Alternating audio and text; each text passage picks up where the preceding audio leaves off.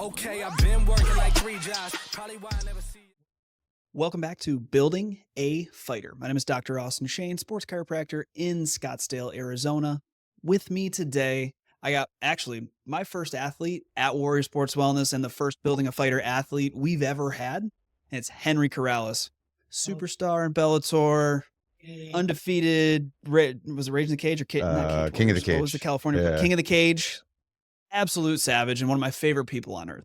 Henry, thanks for jumping on. I appreciate you. Thanks for having me. I'm honored to be your first guest, first fighter. Heck yeah, dude. First fighter, dude. You're actually the first fighter in person. I wanted it that late because you were our first right. fighter. So tell everybody outside of what I just kind of brought up, tell everybody a little bit about yourself if they don't know. My name's Henry Corrales I'm originally from Los Angeles. I've been out here in AZ for about 8 years, and I just love the training out here and the whole area. I made the move finally about 6 years ago. It's been going well. Yep. Heck yeah, dude. And what made you make the move out Yeah, here? just the training. It was a lot of like one-stop shops. Like, because back in LA, I'd have to drive here for jiu-jitsu, go over here for striking, sparring at this place. Here it's just like killers from all over the country. Dude, I guess I didn't know that about other places because this is outside of Portland where I was kind of like, I was with like more of an amateur team. I didn't know that other places you had to go everywhere for everything. Because Scottsdale, it's that you got the lab, that everything's there. You got Fight Ready, everything's there. Every gym down here, you can basically do everything. It's so much more professional. Like back home, I'd be training with just like everyday guys, like just death rolls with just like random dudes that only do jiu-jitsu, or like you just be sparring with like pro boxers who are only boxers. So, and everybody's from that area. So what makes this place like really stand out is there's people from all over the country that are just like chasing the dream. And so it's your game just gets so much better. Well, dude, one of the coolest things about you, and what like I think part of the reason why I've always gotten along with you really well, is you always have that growth mindset. You've always essentially, like we've talked about, you're just you've always been a savage, but you've turned into a conscious savage. Tell us a little bit about going from like the beginning, like amateur fighter Henry. Granted, did you even do any amateur fights? Fight. Outside of bar fights? I turned pro within a year of training. So like talk to us a little bit about like what the training looked like from going pro after your first fight into where we're at now towards like, hey, you're a Bellator vet, you're savage, you've done everything. So I got a late start. I was like 24. So, and I was like fresh out of jail. No combat experience besides like street fights or whatever. And for like the first months, I wouldn't even show up I would just only show up to spar and like wrestle live or jiu-jitsu live. Like I'm not much of it. There's not much technique going on. And, but that was fun for me, you know? And I did one amateur fight. I went from like 220 to like 155 in just like 3 or 4 months. Yeah. Well, I was like, oh, I'm going to be an 85er. And then I was like, oh, I guess I'll be a welterweight, because I just kept losing so much weight. And because I stopped lifting weights, because I was just trying to be like a bodybuilder. And we got close to 55, and I was like, oh, I'll just do that. But sorry, what's the question again? Just going from the beginning all the way until like, hey, where are we at like now? This game is so humbling. You know you're better than somebody, and they humble you. You're like, dude, you fucking why am I getting rolled up by this twerp, dude? Or why is this guy out striking me? You know, I know I'm tougher and, you know, meaner than these guys. And then I'm like, oh, because they actually like work technique, and they actually have a growth mindset. So my growth mindset came from just being a competitor and just wanting to get better, and just always 100%. Searching, and been super lucky enough to come across so many knowledgeable people from like all my trainers throughout the years. Fuck, it's been like 14 years now. Damn, it's crazy. And just being around a bunch of good people. Heck yeah. And with that, like, so at the beginning, you said you stopped lifting weights. Yeah. What were you doing any fitness outside of being on the mat for the first part of your career? Yeah, I would just do like, I would run and stuff. Yeah. Okay. And I would like do little circuits with weights, but like I didn't even know what I was doing. You know what I mean? I only need buff guy workouts like curls and bench press and deadlift a bunch of weight. You know, those prison workouts, dude. And just do the basics, and then just just chilling. Man, heck yeah. And then so going from like the skill side, I know I've heard a lot of stories from the beginning of your career. Like, what has changed from the beginning to now as far as on the skill side that's made you such a more like controlled person? Because for people at home, there's some fun stories about Henry Corrales out there. Like he's that dude. When you step into a gym, you're like, I'm not sparring that guy if I don't want brain damage today. Yeah, we're just so. Yeah, there was no skill training at first. It was just, it was just. You're just fucking going. Well, because I don't have an athletic background, so yeah, and just have a lust for fucking violence and fighting. So I was like, dude, I just want to spar. You know what I mean? And I want to spar hard because I wasn't good. So that's all I knew. So I always had great cardio. So I'm just like, I'm just gonna beat the fuck out of this guy. Even if he's better than me, I'm just gonna keep fucking going. And so it was just every round was fucking to the death. Every roll was to the death, and dude, I just never got better. You know? You were tougher, I was though. 12-0 with 10 finishes, but like, dude, I wasn't even that good. You know, I was just super tough with good conditioning. And for the people at home, also, everybody knows Henry as a striker. You had like 5 submissions in your first 10 fights or something like that? I didn't throw a single punch standing up for my first 3 pro fights. Yeah, just like straight, just football tackle, because I started off just doing I would just spar and just go to jiu-jitsu class, and my first trainer who had me turn pro, he was just like, dude, you're so strong on the ground, just take him down. And I was like, all right. And I was just listening. Cool. Listening. So heck yeah. And then so talk to us. You went from that trainer. Don't know. I don't know. John DeLo. Dude, he's an OG. Yeah. Funny story about John DeLo. This guy was like going through cancer. Like, dude, chemo. Like, dude, he's all bald, and we were backstage for some fight, and dude, Tony Fricklin, the guy that Anderson Silva knocked out with one of these. Yep. He stepped on the mats, and he's like, no shoes on the mat. And Tony Fricklin, he like said something, and dude, John just racked him, dude. Just fucking. And John's not that big. He's way bigger, dude. And then fucking Tony dropped him, and then my buddy jumped on him, and then Justin Eilers, this other fucking fighter in the UFC, my other buddy jumped. Dude, it was just wild. Hell yeah. But then, so going from Eddie Shaw. Yeah. So, and Eddie, he's head coach at Fight Ready. He's an OG, but he's also a striking wizard. What did Eddie bring in to the game that allowed you to go to the next level? Because that's when you went. Yeah. So, dude, I didn't start hitting mitts till 11 fights into my career. Yeah. Really? Were you just hitting the bag? Yeah, we just ripped the bag and fucking spar. A little shadow boxing, I guess. And yeah, and then I started off, I didn't throw a single punch in my first 3 fights. But since I started training with Eddie, I don't think I've shot a single takedown. No. Great takedown defense. No, that last fight, I think you tried a takedown. No, not on Aaron, on Kai. I think you tried one. Oh, maybe one, yeah. Yeah. But either way, now you're a striker. And now you're killing people. Yeah, heck yeah. So what was it about Eddie that allowed you to take that next level? Was it the way he communicated? Was it the drills that he was doing? Like, what made that the thing that took you to that next level? Man, dude, that guy's I can't even explain him. He's just like, he just knows how to bring out the best in you. And he shows you so much cool shit that you're like, I'm just going to use this. You know what I mean? And he tailors it perfectly to your style. So for me, just like a lot of slips and rips, and he's such a good communicator, and he knows how to like, articulate things of how this is going to work for you. Do this, that, you know what I mean? Like, we're going to do this because this is what will work for you. And I'm just like, hell yeah, dude, let's do it. And so he instills like he doesn't just honey dick you, you know what I mean? Like, you're sick. whatever, he instills like a confidence in you through his system, which is like, that's exactly what a good coach does.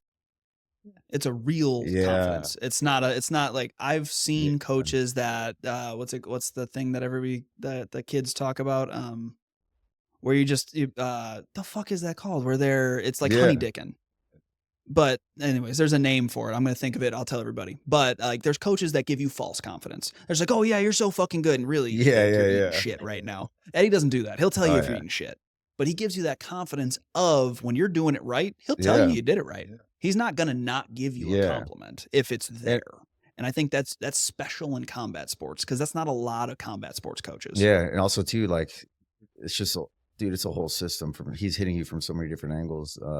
As in like, oh, look, hey, this is what worked for you. Look at this shit, dude. Look how you landed this punch. And he's like, that's because we're doing this. And like, and then he goes, and then it's also when you fuck up, he's like, oh, check this out. So then we'll do this and that. And so it's been good. Yeah. It's been cool to see his system in person, because it is a system. Like there's an entire step-by-step process on how to get better at striking through the dude. And that guy, like, it's funny. Like he'll be showing moves to the pro fighters, like slips and, angles and shit. And he looks better than all of us. Like he's just more fluid, and he's just got done ripping a dart outside, walks in, fluid as shit. I've seen one of the most impressive things is watching him hold mitts. He can move so fast for what is he? He's 50? Yeah.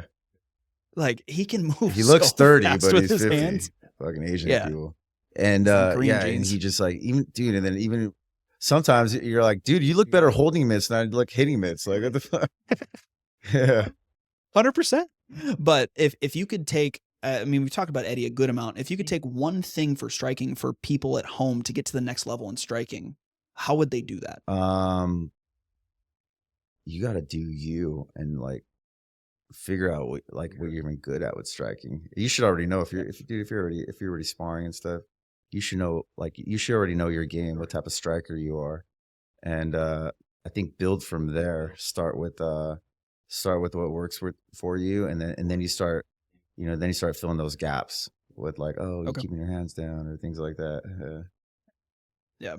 And do you focus, I know, but for the people at home, do you focus on the basics right now where you're at? Do you do a bunch of basic stuff? Are you only hitting mitts? Like, what does your training look like now to the next level of where we're a Bellator vet? Like, I've been doing this for a minute. What do you do? Yeah, now? For me, I like the basics, because I'm just, for me, I like to impose my will, and that I do that with, my conditioning and my just basic, I like to fight with a lot of power.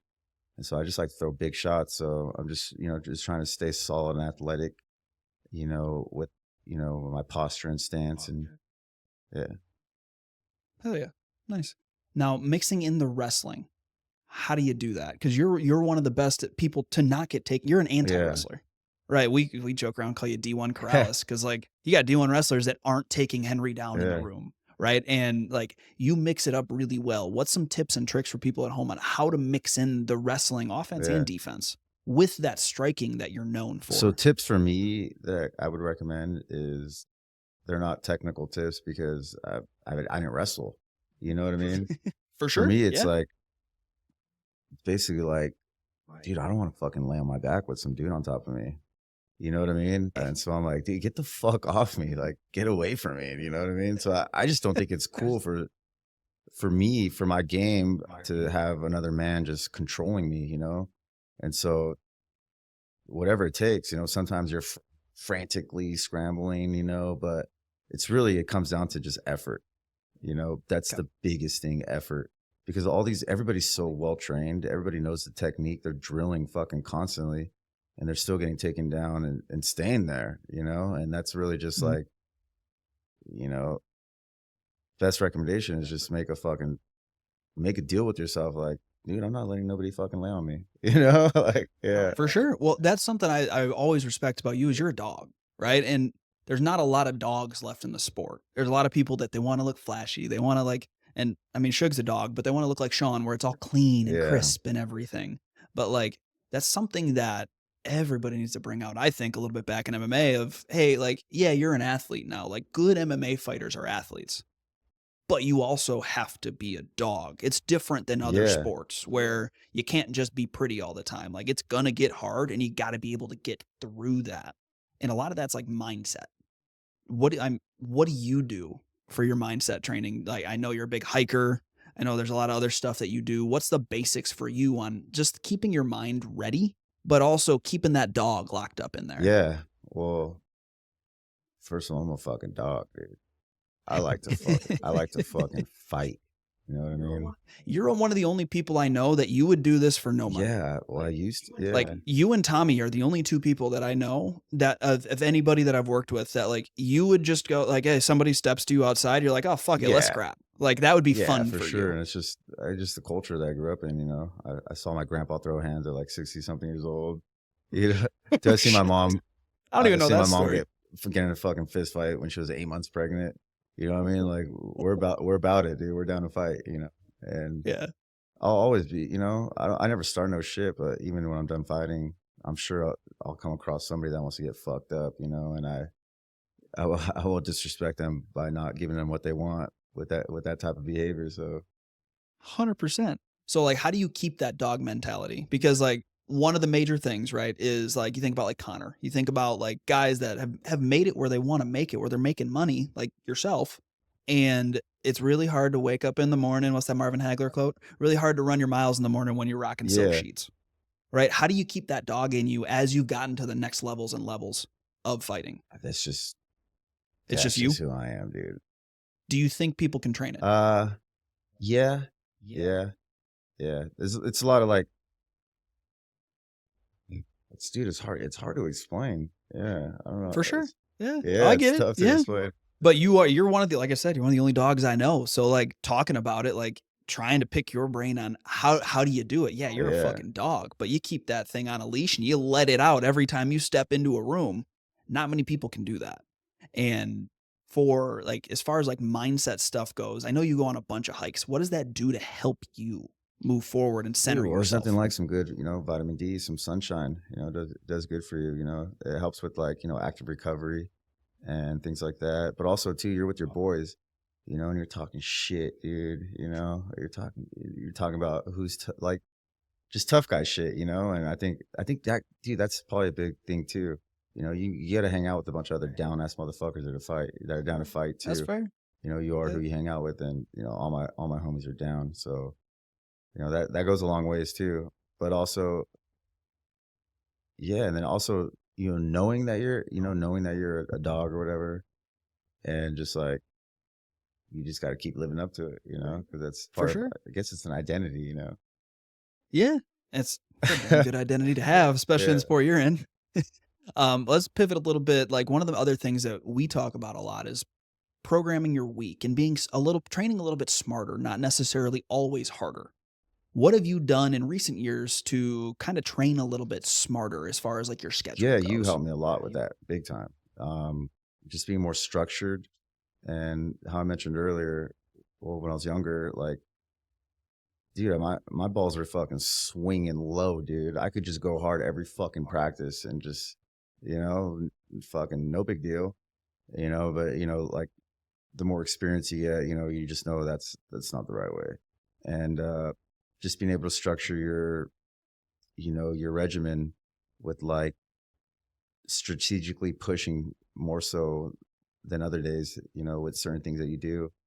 And yeah, and earlier, so drilling, and I'm fucking all hard, and it's like, dude, like, You're just drilling to drill hard at that point. You're not fucking drilling to get we're better. drilling, but we're sparring. It's like, dude, okay, that's not working. But like being, and just that's structuring your program that way. Like you just get better. You get better and you get more longevity. Like, Yeah.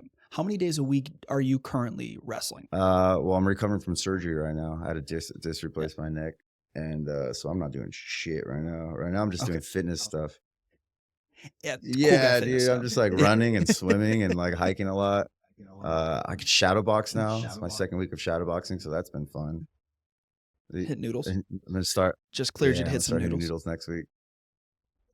But like in a normal week, say you're not recovering from Okay. surgery, say for your last camp, for example, how many days a week are you going to wrestling? Yeah, so practice? wrestling's too hard. 2 days, wrestle twice a week.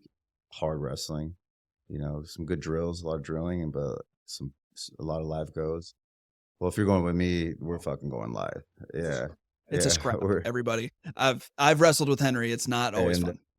And it's depending if I'm in camp or something, we'll spar and stuff. But because everybody I fight is. How much sparring are you doing? Twice a week. Yeah, twice a week. Okay. But if I'm in fight camp, I'm always getting matched up with wrestlers. So we'll drill like twice a week with not much live goes, and then twice a week. So 4 times a week, kind of. Yeah. Yeah. 2 of those days are live, and the other days are just like positional things that we're gonna like anticipate in the fight. So we're just like going through all those. As far as like comparing that to the striking, how much striking are you also doing in that week? So then? like a lot of mitt work and stuff. So you're sparring twice a week, a lot of striking involved there, and then some like two striking classes. So probably like 4 or 5 days of like striking. Okay. Nice. And then I know like we lift 2 to 3 days a week, but typically 2 when we're working in camp. Is there anything you felt as far as like our recent camps that you're overtrained, undertrained? Is there anything that you felt could change to benefit you moving forward? For me, it's kind of what we talked about earlier, is just being able to like not go so hard with every practice. Yeah. And just being more disciplined and patient with that. Yeah. I think a good way, and we've talked about this, but a good way to modify the intensity of those practices and really figure out how to put less in, like, it's not even less into it. It's less physically, more mentally, is like sitting down and writing out 0 to 10. How hard is every practice? And then you can sit there and you have to hold yourself to that. That's one of the hard, like, yeah, it's really important for planning your schedule, but it's also just as important for sticking to it. Because if you're on a Monday wrestling and you put it as a 6 out of 10, but you left there at 190 heart rate, that's not fucking 6 out of 10. Like, you went too fucking hard. And then you have to look yourself and your schedule in the eye and be like, I fucked that one up. You helped me a lot with that too, with structuring that and the heart rate monitor and stuff. Because if I'm like, it was a 6, but dude, that's my favorite thing. My heart rate was 210. I was like, oh, okay. So getting Henry on a heart rate monitor showed him, he's like, oh no, like, yeah, this is hard, but that's way too fucking hard. So that's been a big help too. And then good. Yeah, and then but the building a fighter program has been on point. Yeah. It's fun, dude. Let's put a lot of time into it.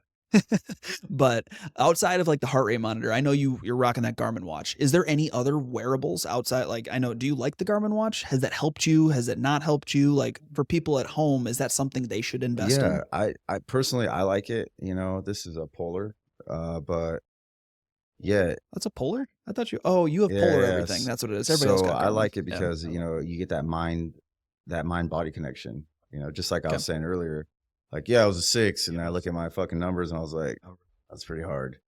And then I think about it, because you could just like blindly lead yourself, you know what I mean? Because you always want to work hard, but so that's helped a lot. It's such a unique data, That and MMA is opposite of most sports and combat sports in general, right? They train so hard because that's what you know. Like every other sport I've worked with, like if they can find shortcuts, typically they're gonna take it. Most MMA fighters, the shortcuts they take are not thinking. They just want to put their head down and fucking grind. And also instead. With all other sports, they got more data. They got more time. With them, this shit's kind of new still. And so it's just new. Yeah. It's new. There's not a lot of good data out there. The UFC PI stuff is fantastic. And that's what we're trying to do with building a fighter, is get good data out there as much as possible and be like, hey, these are best practices. And what I've noticed too is that so you got a striking coach, you got a wrestling coach, and all that. And so these guys are training like 2 or 3 times a day. You're like, like, dude, that's just, I catch myself doing sometimes too. And it's just like, I just don't think that's optimal. That's just, dude, just overworking. And dude, I'm sure you've seen it in camp. Dude, guys just get weaker. Dude, they're weaker, dude. Just long-term fatigue because they're training twice a day, year round. And then they get into fight camp and they're just like, oh, fuck, I'm in camp. I got to go harder. And they're just like, then they train even more. And it's like, dude, you are already probably overtraining. And then now you're fucking training even more. And dude, their rounds, I speak for myself too. Like, just look like not good. You're just fucking, you go into sparring, you're already fucking tired from yesterday's work. And so, yeah, just following a program it really helps with that. Yeah. Well, that's my biggest pet peeve. Honestly, everybody at home, my biggest fucking pet peeve with my job is fighters that don't train out of camp. You can't put everything in 6 to 8 weeks. It just doesn't work. And when you get into camp, that's typically when your strength and conditioning should be the easiest. It's focused on just the things that you're good at. When you're out of camp, that's when you should focus on the things you're shitty at. That's when you should focus on all the stuff that you're bad at, because that's when you have the most time to make gains. When we're in camp, we have a name on the line. We know exactly what that person in front of us is going to do. We know their tendencies. We know what we need to train. That's when we focus so much more on the skill side, because that's when it really fucking matters. Big. But when we're out of camp, that's when we can make you a better athlete.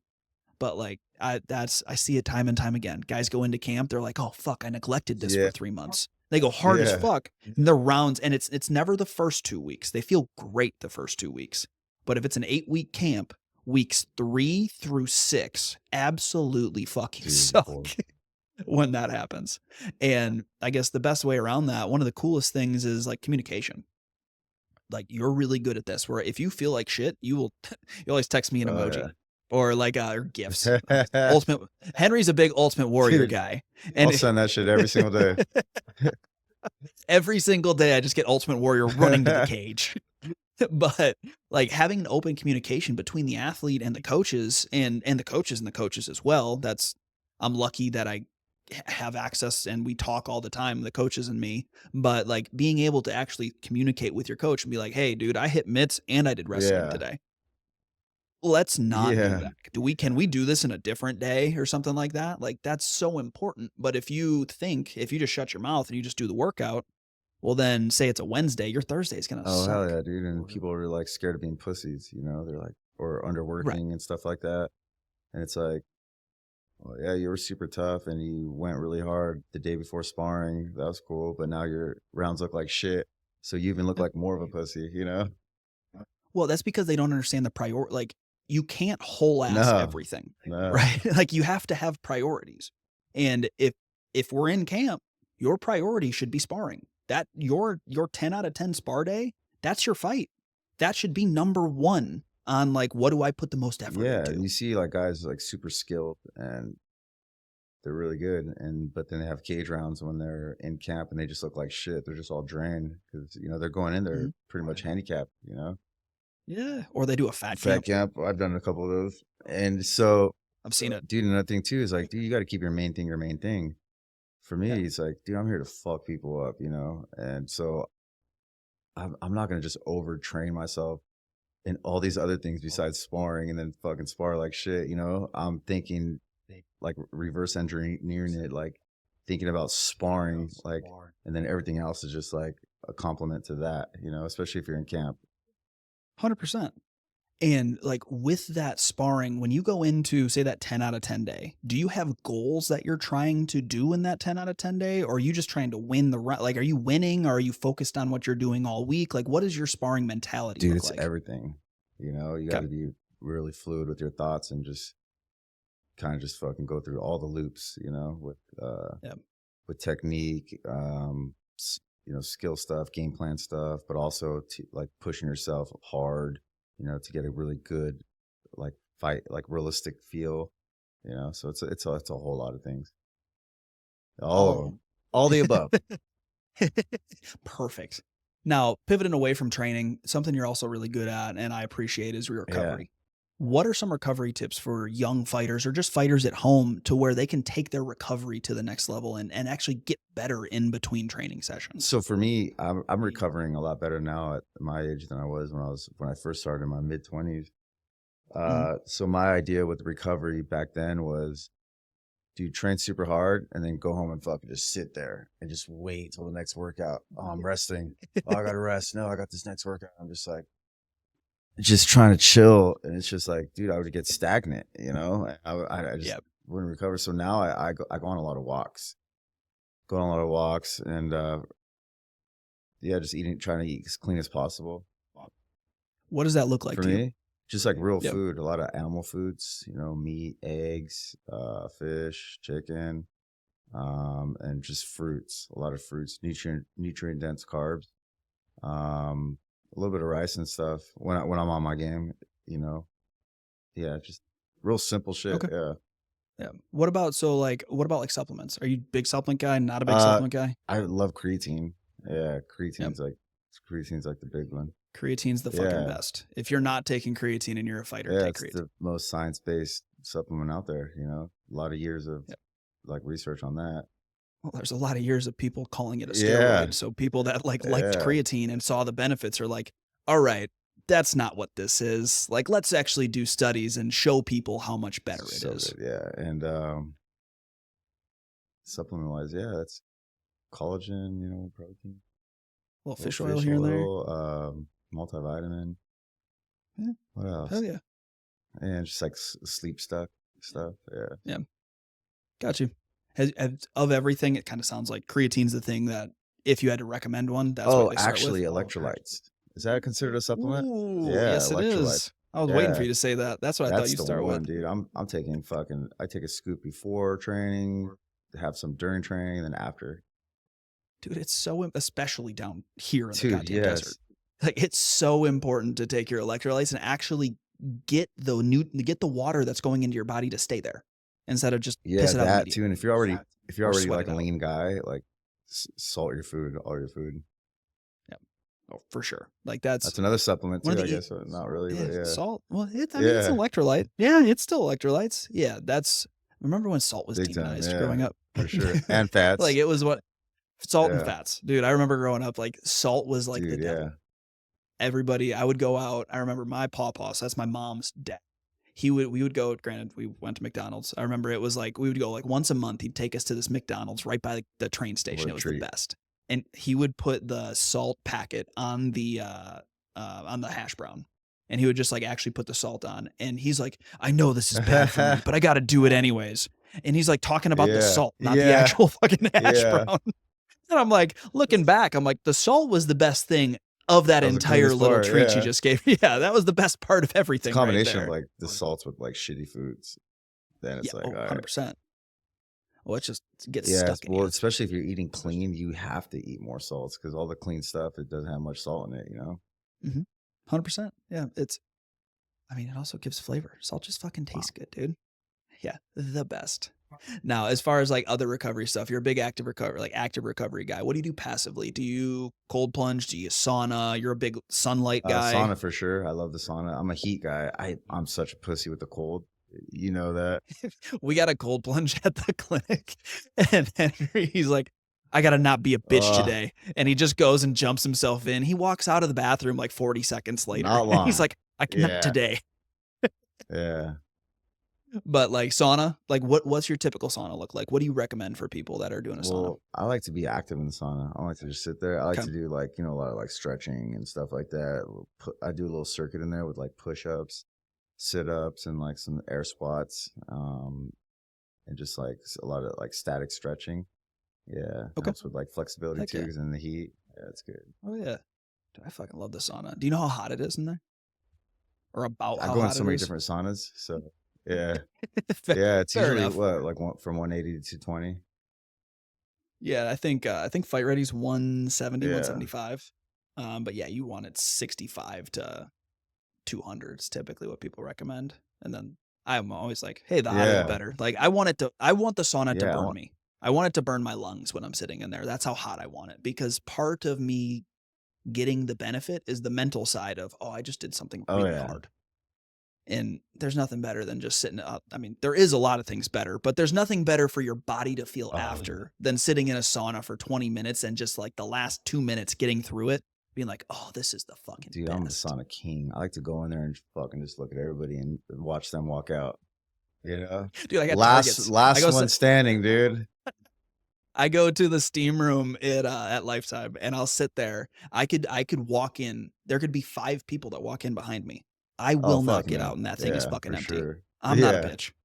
Competitor through and through. With Exactly. What else is there to be, dude? Yeah. I'm here to that win. helps keeping that dog, trying to compete with everything.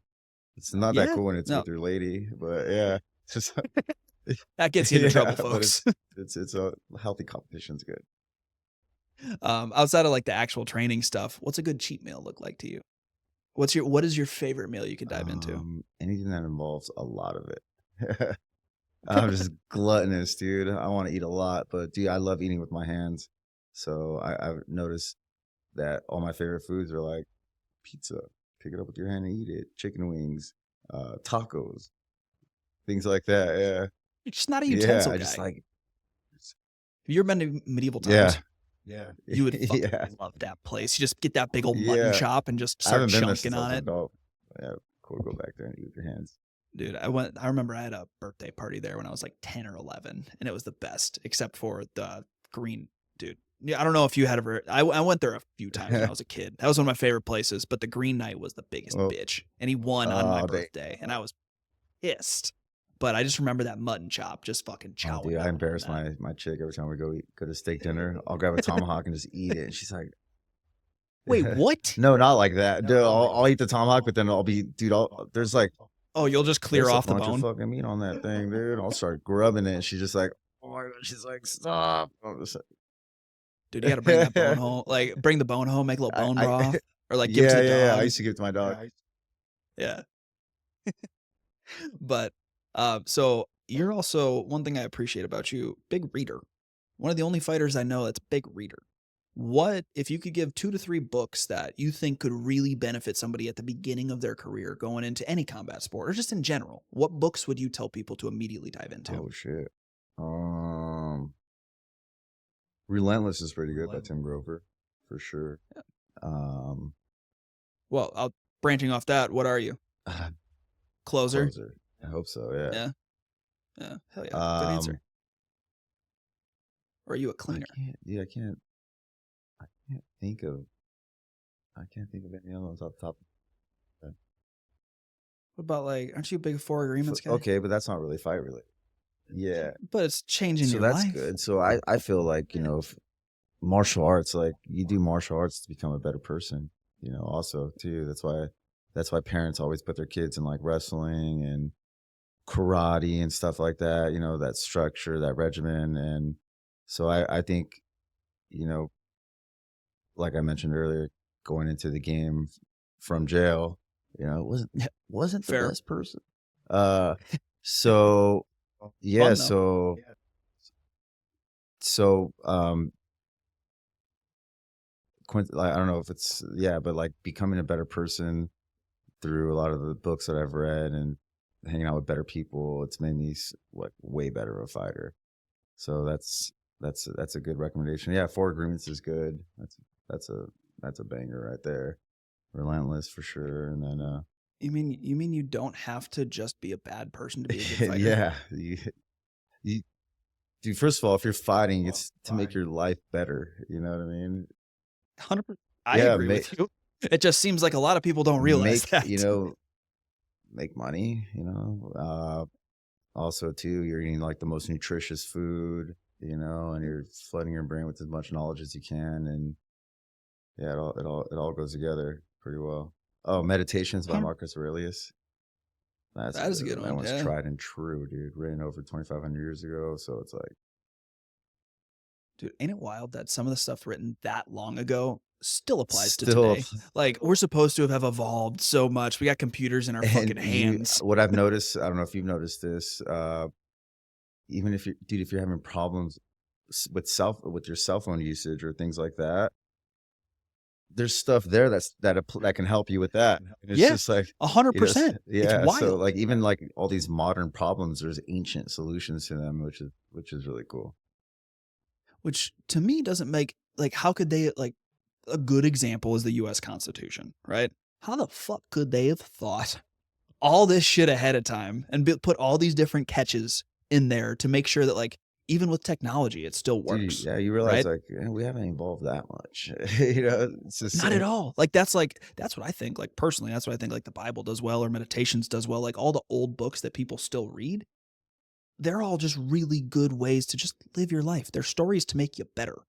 Like, meditations is a way to, like, think through different, like, it's really just Yeah. equations at the end of the day, but think through different situations and just help you along the path. Like, I really like the Sevenfold Journey, or like, I mean, there's a bunch of different books, but following like the Buddhist way, where it's just like, hey, just be a nice Yeah. person, treat other people Yeah. how you would want to be treated.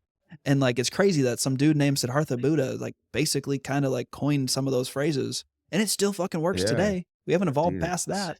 Just be nice to people. but also too, you got to really be nice to yourself. You know, That's the hardest and one. like, It's the one I'm yeah, not great being at. nice to yourself is feeding yourself good, Yeah. wholesome food. You know, and giving yourself that rest when you need it, or you know, giving yourself that hard talk, like you got to go. You know, things like that. Yeah. So How do you give yourself that talk? Like, how do you stay accountable to yourself? And secondarily, something you're really good at is keeping other people accountable. I've noticed that, like, Henry is the guy that he keeps at, like, he's the guy that he'll tell you how it is. That's what you do. And you're very good Yeah. at that. He's also the guy that I've heard so many different ways to call somebody pussy from Henry on sparring day, but you're the guy that keeps people accountable, and you're really good at keeping yourself accountable. How do you go about that? Not always the best ways about it, you know. There's a saying like treat people how you want to be treated, but you know that doesn't apply to me because I shouldn't I shouldn't treat people the way I treat myself sometimes, and so that doesn't, you know. But I think, you know, you need some of that, you know. Sorry, what was the question again? Just how do you you're good at keeping people accountable. How do you hold them accountable without turning them away? Because, like, there's a difference between being like, hey, you're such a fucking pussy, you're a piece of shit, why aren't you here? Or, hey, like how you do it, yes, it's sometimes mean, but it's constructive. It's always constructive. Yeah, for me, well, it's because first of all I mean well, and also too, it's they know I'm with them, like they know I got their back to the fucking 100% fullest, and so. And I care deeply about all my homies and my training partners. So, and they know that already. So if I'm ever being tough on them or holding them, you know, accountable for stuff and expressing myself to hold them accountable in the wrong, like not the best way, a little mean sometimes, everybody's cool with it, you know? And plus, dude, because fighters are so fucking tough emotionally and, you know, physically, whatever. And so sometimes you got to say some shit that activates them, you know, because they're so desensitized from, you know, like a soft approach, especially in this fucking time, you know, people are really soft with each other and they just need more of a stimulus, you know, and there's no more of a stimulus than calling another man a fucking pussy, you know? Yeah. Fair. But I've noticed it's different coming from a peer versus coming from a coach. Like, if I start calling, like, I mean, I'm young enough to be, I'm a peer with most, right? But when I'm in the coaching setting, like, if I start calling somebody, no, you pussy, can't do that. No, they don't respond as well. When you walk up and you're like, you're just being a fucking crotch. Yeah, dude, I get the green light. I can say whatever I want, you know, which is wild. Some of the shit, but like, it's different a peer holding somebody accountable, and it's so useful in a setting like a team where you have leaders like you. Who else speaks up? Bobby will speak up. Guys like that, where Dan Hitman's not afraid to call anybody a pussy. But like, being able to have peer leaders is just as important as having really good coaches. I would argue it's probably even more important because it allows you to grow a culture, not just grow a dictatorship. Team's everything, yeah. And everybody's a leader in their own way with the team, you know. But another thing too is like, you know, there's only certain things that I could speak about, as in like, if I call you pussy for doing something, I better be fucking good at that. You know what I mean? Like if you're a pussy for laying on your back, get off your back. So I could say that because I don't fucking lay on my back for anybody, you know? And so, but I'm not going to be out there and be like, throw a straight punch because, dude, I'm a little wild, dude.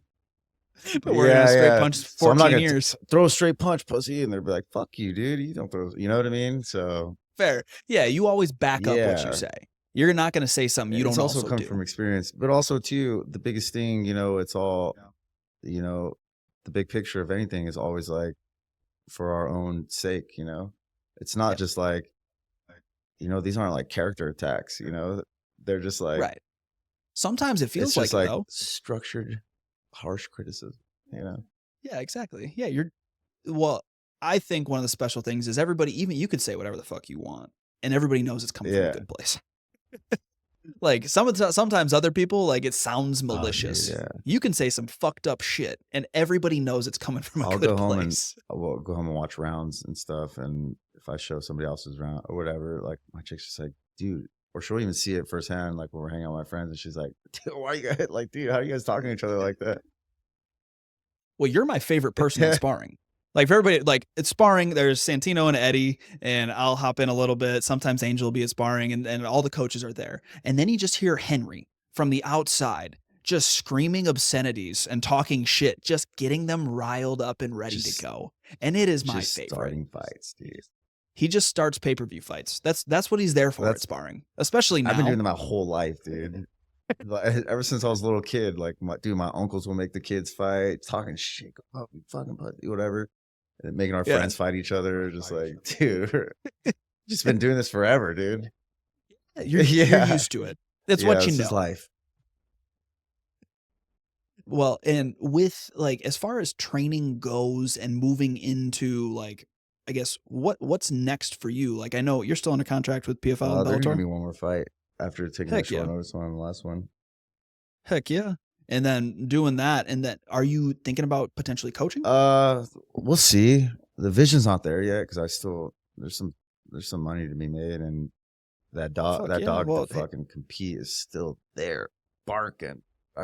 I still want to get it. So that was the right. We're gonna exercise that to its fullest and kind of see what happens, dude. I'm very simple, dude. I kind of just cross one bridge at a time. We'll see what happens, but yeah. I'm having my first child, so I'll be coaching for sure. He's going to be Henry, the guy that's never wrestled. He's going to be the guy that's never wrestled collegiately or anything. He's going to be the guy coaching wrestling from like the time he's 5 all the way through. You're going to be that wrestling dad. That's the coaching that I'm for sure going to be happening, but not just like coaching with MMA, but just life, in general. Fathering is a better word, but yeah. That thing. Yeah. Being a good father. No. And I guess outside of that, wrapping it kind of up a little bit, is there any advice just on life, on anything that you would give yourself at 14 years ago when you started this? Obviously, like outside of the don't go to jail thing. But like, is there any advice you'd start somebody with on their MMA or combat sports journey? Find a right system and listen. And just listen, dude. Because a lot of times when you first get into the game, a lot of people, I don't know if you're doing it for the right reasons, just have a growth mindset and just listen to your coaches. They've seen it, they've been there, done that. So it's like, and they have the perfect formula for you to follow, just focus on just get better and fight, compete. You got to compete, it's, yeah. That's part of being a dog. Like a lot of people want to be perfect. Even before that, like, dude, if you're not a real fighter, get the fuck out of here, dude. A lot of people, shouldn't even be doing this. I've wrestled my whole life. There's a reason I'm not fighting. I realize that's not what I'm supposed to do. And just just be about it. But just do your best. Do your best. Hopefully. Yeah. All right. So if people got to get in touch with you or they want to talk to you or anything like that, where do they find you at? Instagram's our main platform at Henry Corrales MMA. Perfect. And wherever we're at, Building a Fighter buildingafighter.com. If you're looking for any programs, you can go to buildingafighter.com. We have preset options, custom options, pre-made options. It's all there for you. We have our app that's now officially live, that we just on-ramped our first team, and we're slowly transitioning all of our current members over to the Building a Fighter app. So be sure to check that out. You can download that both iOS and at the Play Store. Do it.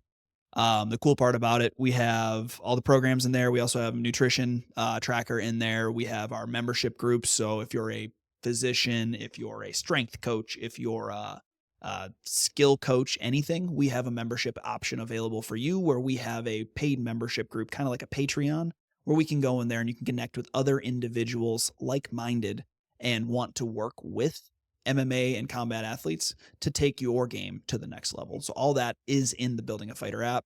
Go download it, show us some love. And as always, it's Dr. Austin Schoen. Henry Corrales, thanks for having me. And we are out.